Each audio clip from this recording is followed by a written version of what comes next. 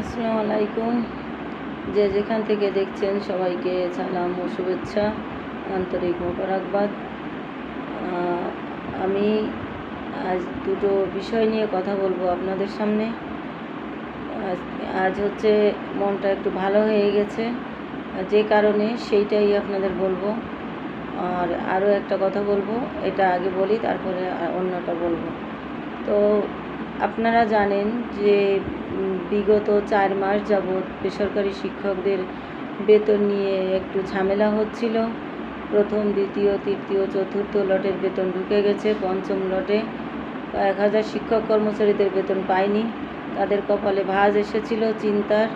তারা আসলে বিমর্ষ ভাবে দিন কাটাচ্ছিল, যা তাদের কল্পনারও বাইরে। ডিসেম্বর থেকে এই অবধি এমনি বেতন কম, শিক্ষকদের প্রত্যেক মাসে যে বেতন পায় সেইটা দিয়ে চলা তাদের কষ্টসাধ্য হয়ে যায়। তারপরে 4 মাস মরার উপরে পোড়ার ঘা, সেরকমেরই একটা অবস্থা। তো যাই হোক, আলহামদুলিল্লাহ, আজ আইবাস প্লাস প্লাসে তাদের বেতন সেন্ড হয়েছে। হয়তো 2-1 দিনের ভিতরে ব্যাংকে যাবে, মোবাইলে মেসেজও আপনারা পেয়ে যাবেন। আর আপনাদের যাদের এই যে আইবাস প্লাস প্লাসের রূপরেখায় বেতন সেন্ড হয়েছে, তাদের হচ্ছে 1 মাসের না 2 মাসের বেতন ঢুকেছে। ডিসেম্বর এবং জানুয়ারি 2 মাসের তাদের বকেয়া ছিল, তাদের ঢুকেছে। আর ফেব্রুয়ারি মাসে কেউই পায়নি। তো হয়তো আশা করি তাদের আমাদের একসাথেই ঢুকবে। তো এই মুহূর্তে তাদের সংশোধনের একটা জটিলতা হচ্ছিল, সময় সাপেক্ষ ব্যাপার, ঈদ সামনে। তো মাউসি অধিদপ্তরের দিন প্রফেসর ডক্টর মোহাম্মদ আজাদ খান ডিজি মহোদয়, ওনাকে ধন্যবাদ জ্ঞাপন করছি যে উনি রোজা এবং ঈদ এটাকে মাথায় রেখে এই কয়েক হাজার শিক্ষক কর্মচারীদের না পাওয়ার বেদনাটাকে উনি পরিপূর্ণতা দিয়েছেন। সেজন্য ওনাকে ধন্যবাদ জ্ঞাপন করছি।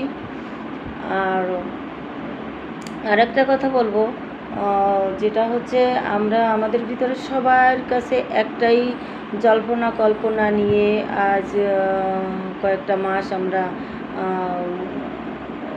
আলোচনার কেন্দ্রবিন্দু হয়ে আছে আমাদের মধ্যে। সেটা হচ্ছে আমাদের উৎসব ভাতা, ঈদুল ফিতরের বোনাসটা। তো আর এখন তো রোজার মাস, কেনাকাটা কোনো শিক্ষক কর্মচারীরাদের পরিবার কেউই এখনও করতে পারেনি। তো সবার ভিতরে একটা আছে যে আমাদের বোনাস কি বাড়বে না, সেই 25% থাকবে। তো গত 17 বছর আগে বিএনপি সরকার, আমাদের বেগম খালেদা জিয়া ক্ষমতায় ছিলেন, তখন উনি আমাদের প্রথম উৎসব ভাতা প্রদান করে গিয়েছিলেন 25%। তো এই 17 বছরে 25%-এর জায়গায় 26%ও আমাদের হয়নি।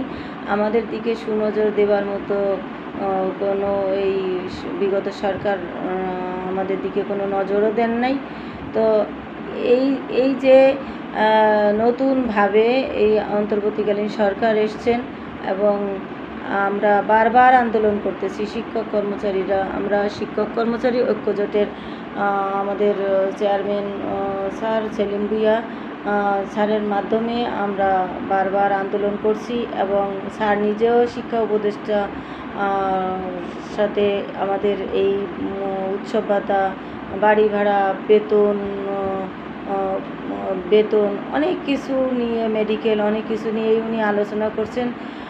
তো ঈদকে সামনে রেখে পূর্ণাঙ্গ উৎসব ভাতাটার উপরে বেশি জোর দেওয়া হয়েছিল।